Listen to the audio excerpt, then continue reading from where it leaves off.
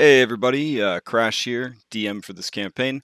If you're watching this, just a heads up, we did not record these sessions or stream them. So episodes 1 through 23 are just summed up by me and the players of Bubbles, Claximus, and Analura as we sort of look back at the beginning of the campaign in those early episodes and try our best to remember what happened and provide some kind of context for what happened in the earlier days of the campaign.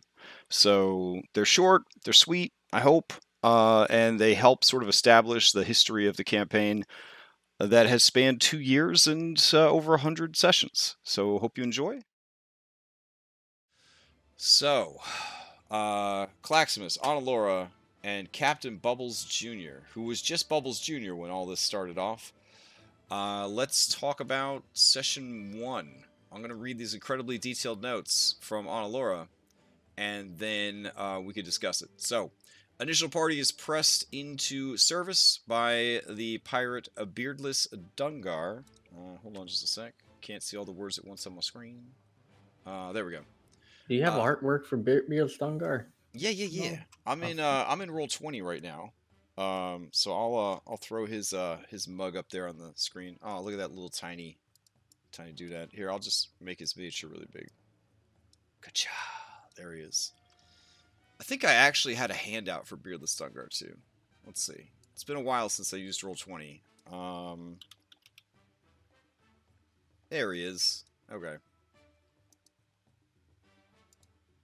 Beardless Dungar. Nice. Okay. So, initial party is press gained into service by the Pirate Beardless Dungar, Captain Bubbles Jr., Claximus, Analura, Squall, and Zalnos. I woke up on the deck of the Wormwood, my hands and feet were bound, my head was throbbing. Looking around, I saw that I wasn't the only one here. A number of other individuals stood beside me, and behind me, we were taken in as slaves. They told us that we had no choice but to work for them. We were out to sea, and if we wanted to live... if we wanted to taste freedom again, we had to work.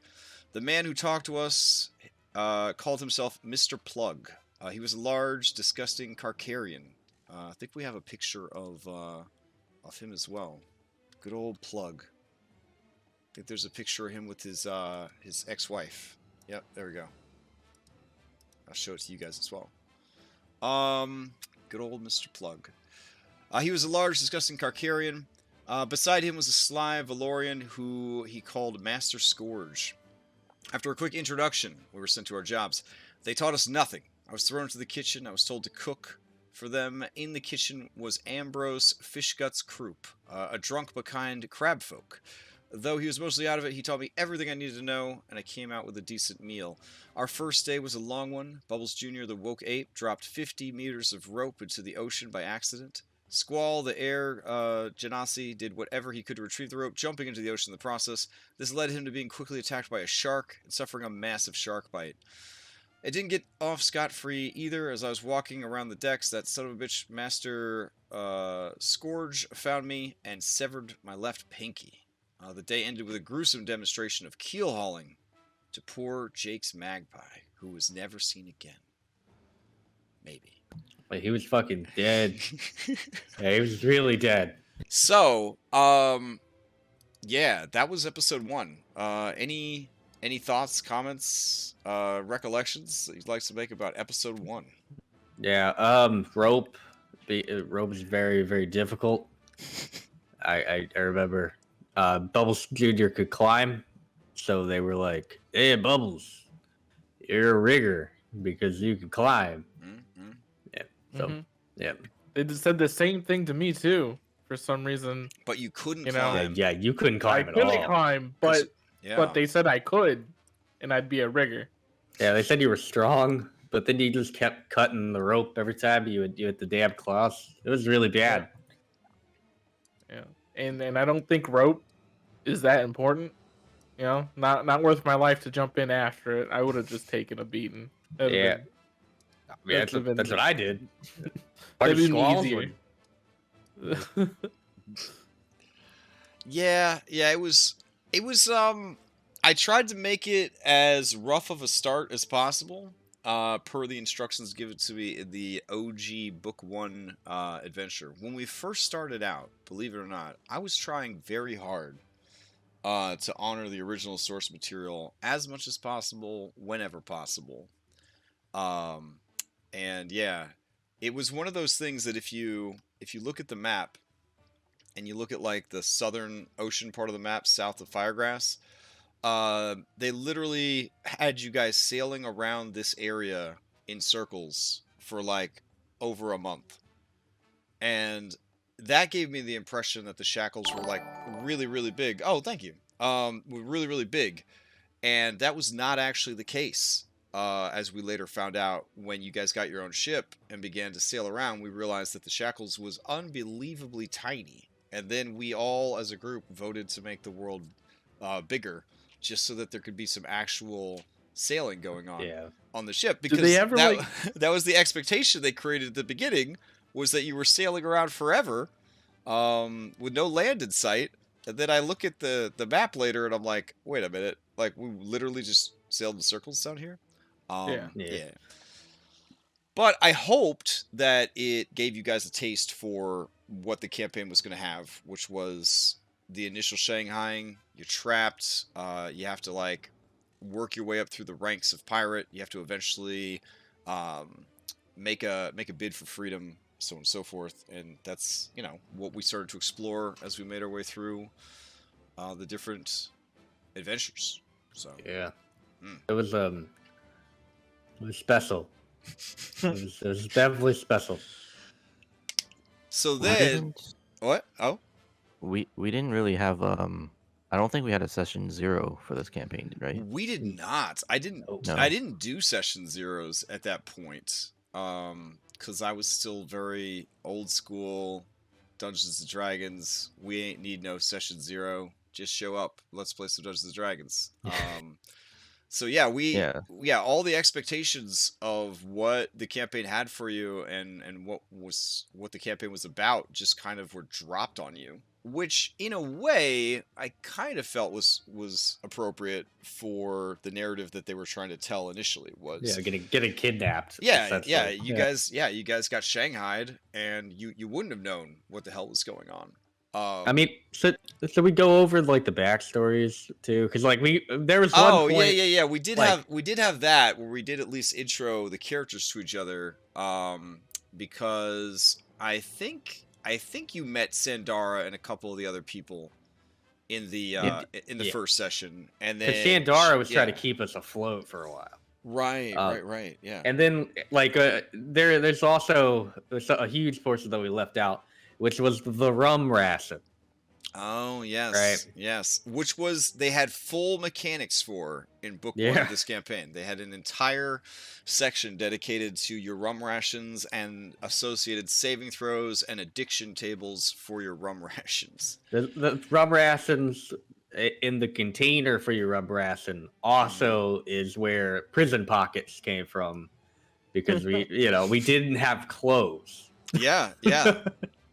It was it was a rough start to a campaign. It certainly was more interesting than starting in a tavern. Talk about pulling yourself up by your bootstraps. We didn't even have fucking bootstraps. Yeah, they actually had mechanics built into the adventure for you to buy back your initial starting equipment. They were like, don't tell the players you're going to take all their starting equipment. Just have them start and be like, I took all your shit. And I was like, damn, okay. This is a paid game. I might lose all my players in the first session. But okay, whatever you say, book 1. And yeah, I don't know. I will always remember it as a more memorable start, of course, than you meet in a tavern. Kind of thing. It was definitely different. So who are we working with here? Let me handle the two that aren't here to represent themselves. We got Zalnos. Zalnos is a Triton. Tritons are, in this setting, the Captain Americas of the ocean. Do-gooders that are always trying to stop evil from having a larger and larger bid for the region. He had his eye set on becoming a privateer, and eventually purging the shackles of the invasive species known as the Valorians, and sort of returning things back to the rule of the Genasi and the local races. He had a big chip on his shoulder, and he had a big hate boner for the Valorian people. So that kind of motivated a lot of what he did. And he was also a storm sorcerer slash hexblade. So there was a lot of potential there to be a lot of potential. He also was a natural born leader. Yeah. Like the guy was really good. Like this campaign would have taken a drastic turn. Oh yes. If he had Absolutely. stuck around. Absolutely. Then we had Squall, who was the bastard son of the campaign's BBEG, the Hurricane King, allegedly. He was an Air Genasi. He was a ranger. And he also had really bad IRL schedule stuff. So he was kind of more like an NPC. He was like there for like half the sessions before he finally had to call it. So yeah, but those were the two crewmates that were not here to rep themselves. Tell me about this Claximus guy. Oh, Claximus? Yeah, at the beginning of the campaign, Claximus. At the beginning of the campaign. So at the beginning, Claximus was a sold off slave. I'm not sure how he was accidentally sold off, but he was the Star Gladiator, one of the Star Gladiators in Tamatona's slave pits, and he somehow got sold into Dungar's crew. And he just really wanted to keep his head down low. Like, he finally made it out of being in the slave pits in an environment where he didn't have to fight all the time to earn his place and keep and make sure he stayed alive. He just had to do simple tasks like climb rope, swab a deck. It was really freeing in becoming a different kind of slave. So he just, at the beginning, he just wanted to lay low, do what he was told, and make it to the end of the day. Fair. Bubbles. What did we know about Bubbles in session 1? What was going on there? Yeah, so Bubbles originates from the Inner Sea. If there's a crossover watchers from Paradise Vale, like the original area of Paradise Vale, that's where Bubbles Jr. originates from.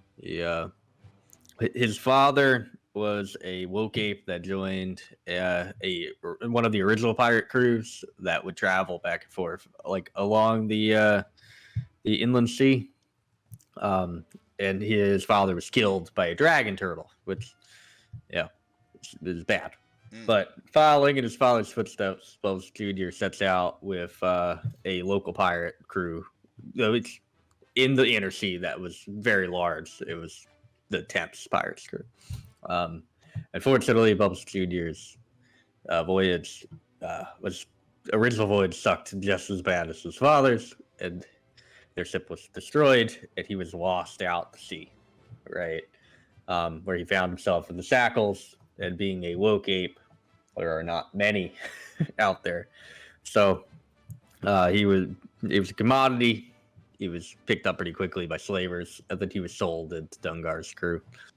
Bubbles always wanted to be a pirate, so it really wasn't that bad. He just did the whole capital punishment kind of thing. Fair.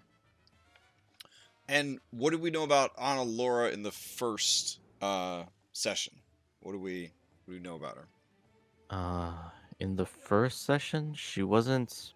So she was. Well, we already explored a little bit about her backstory, but she did come from the deep sea, and she was on the surface for a while now at that point, and she was supposed to be sailing with another captain who I don't remember the name of, just someone I made up. And that ship got taken over by Beardless Dungar, and that's how she was captured. But she was, unlike the other 4 she wasn't as like they didn't have her doing a lot of the like heavy labor stuff because she started out kind of in the kitchen Right. and was able to kind of win a little bit of favor. So she didn't have to, yeah, she wasn't as like hated among the like New the recruits. higher ups. Yeah. Oh, right.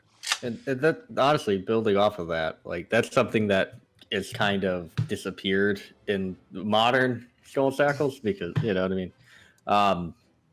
But back in the day, there were strict like roles that you would have to do, and you needed people to fill those roles, and Yes. they made us do it. Yeah, like as you guys got higher in level, I felt like we could take the focus off of the medial task of the ship and move them more towards like the running of the ship. And then once you Right. guys got even higher in level, which we don't want to give too many spoilers if people are watching this to recap, to catch up and start watching the rest of it, you know, you got to a point where it wasn't even needed as much because of magic and things like that. But yeah, at the beginning, it was very hands-on, very grueling, very Pathfinder. Yeah. There was a check for everything. Yeah, it was like yeah. rigor. We talked about rigor.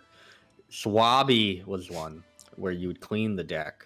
There was the person or the bilge, the bilge. Yeah, that's what Zoldos got put on. Yeah, like they sent Zoldos down to the bilge to deal with the water rats.